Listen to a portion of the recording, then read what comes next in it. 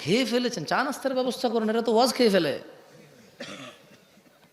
ইয়া আইয়ুহাল্লাযীনা আমানু, হে তোমরা যারা ঈমান এনেছো, ইন্নামাল খামরু ওয়াল মাইসিরু ওয়াল আনসাবু ওয়াল আজলাম রিজসুম মিন আমালিশ শাইতান ফাজতানিবুহু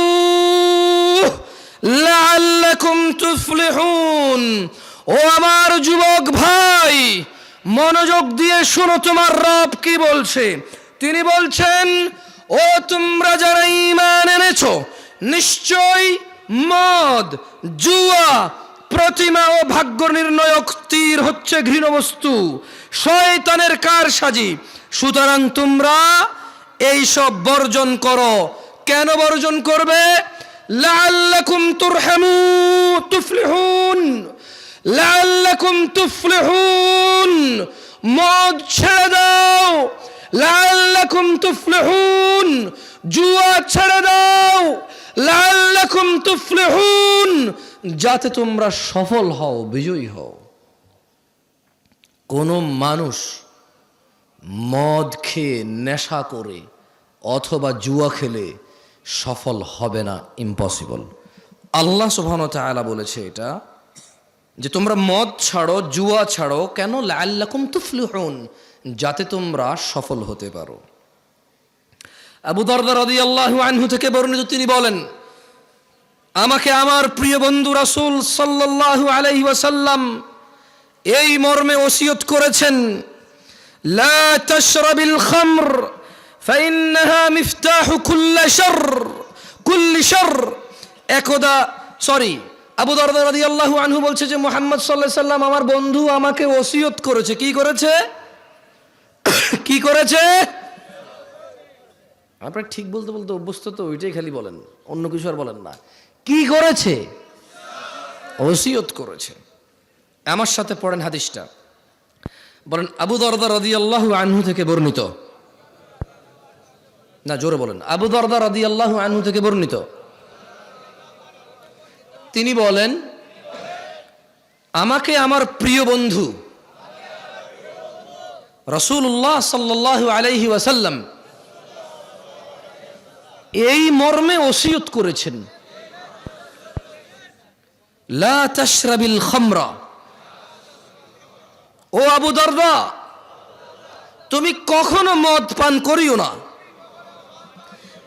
ফাইন্নাহা মিফতাহু কুল্লি শারর, কারণ মদ, নেশা সকল অকল্যাণ, সকল খারাপ, সকল পাপের চাবিকাঠি।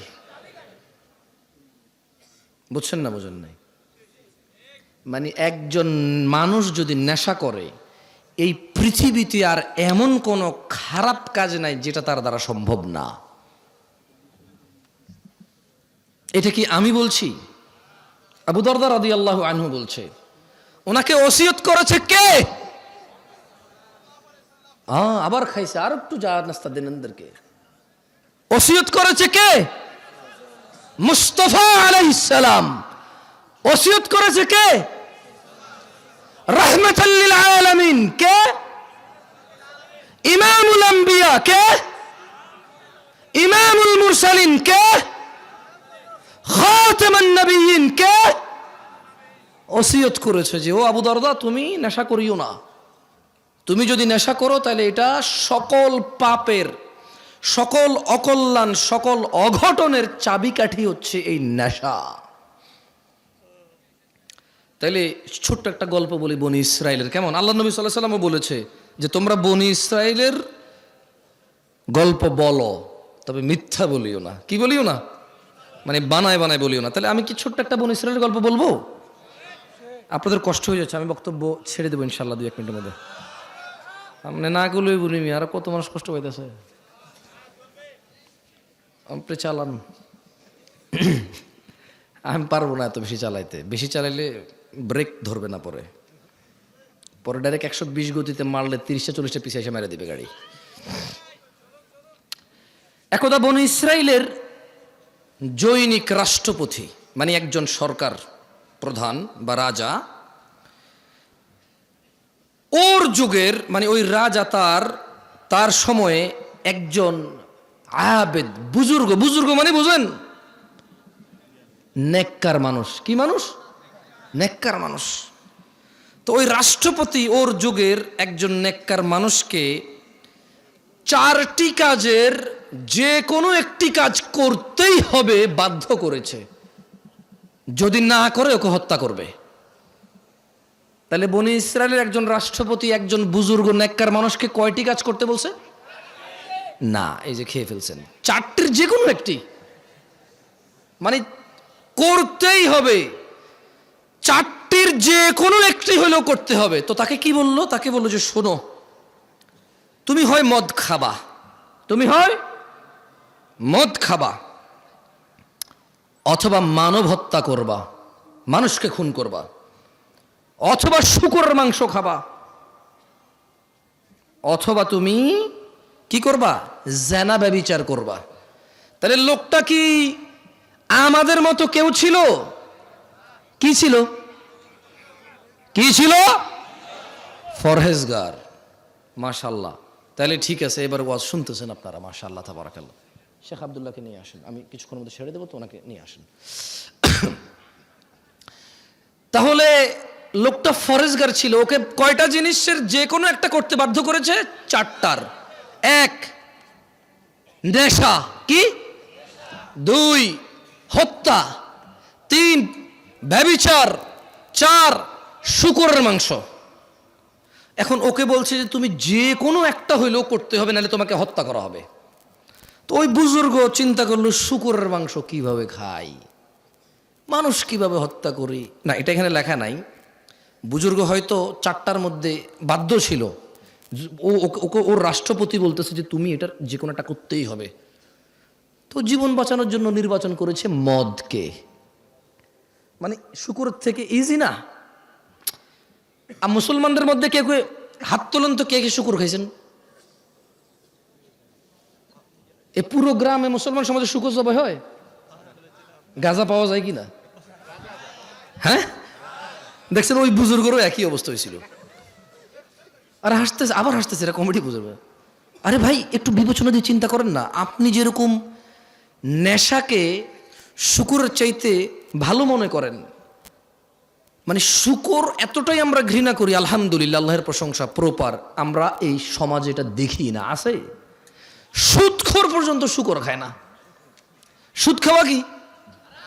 শূকর খাওয়া কি? শূকর খাইলে গুনাহ কার লগে? সুদ খেলে গুনাহ আল্লাহর লগেও মানুষের লগেও। সুদের গুনাহ মাপ পাওয়া বেশি কঠিন। ঘুষ খাওয়া কি? শূকর খাওয়া কি? শূকর খেলে কার সাথে গুনাহ, আর ঘুষ খেলে কার কার সাথে গুনাহ? আল্লাহ এবং মানুষের সাথে। মানুষের হক খাইছে সে, আমি বুঝাইতে পারি নাই। তো এদেশে ঘুষখোর আছে? মুসলমান মুসলমান ঘুষখোর আছে? মুসলমান শূকরখোর আছে? মুসলমান মদখোর আছে? মুসলমান শূকরখোর আছে? নাই। তো আপনি হয়তো চিন্তা করবেন যে ওই লোক যদি এত ফরজগার হয় তাহলে সে মদ নির্বাচন করলো কেন? কারণ বস্তুত মদ, শূকর অথবা হত্যা, ব্যভিচারের চাইতে নর্মাল মনে হয় মানুষের কাছে। এটা মানুষের কাছে মনে হয়। কার কাছে মনে হয়? আপনাকে একটা কথা বলি, মনে হওয়ার কারণ আছে। যে অপরাধটা যত বেশি ভয়ানক, শয়তান ওইটাকে তত সহজ করে, তত সুশোভিত করে তুলে দেখায়। বুঝছেন? তো ওই ফরেজগার লোক কি নির্বাচন করেছিল? মদ নির্বাচন করেছে। পরিশেষে উক্ত ব্যক্তি বাধ্য হয়ে মদ পানকে সহজ মনে করে তা করতে রাজি হলো। কিন্তু যখন সে মদ খেলো, মদ খাওয়ার পর সে সম্পূর্ণ মাতাল হয়ে বাকি 3টা কাজও সে করছে। কারণ মদ খেলে বিবেক চলে যায়। মদ খেলে কি চলে যায়? তো যখন সে সহজ মনে করে মদ খেলো, নেশাগ্রস্ত মাতাল হয়ে জেনাও করছে, শূকরও খাইছে। আল্লাহ তাআলা আমাদেরকে বুঝার তৌফিক দান করুন। আমি যে একটু আগে বলেছি যে যেই অপরাধটা যত বড়, মানুষের জন্য যত ধ্বংসশীল, শয়তান এটাকে তত কি করে দেখায়? সুন্দর করে দেখেন আল্লাহ কি বলে কোরআনুল কারীম। আউযু বিল্লাহি মিনাশ শাইতানির রাজিম। ইন্নামা ইউরিদুশ শাইতান إنما يريد الشيطان أن يوقع بينكم العداوة والبغضاء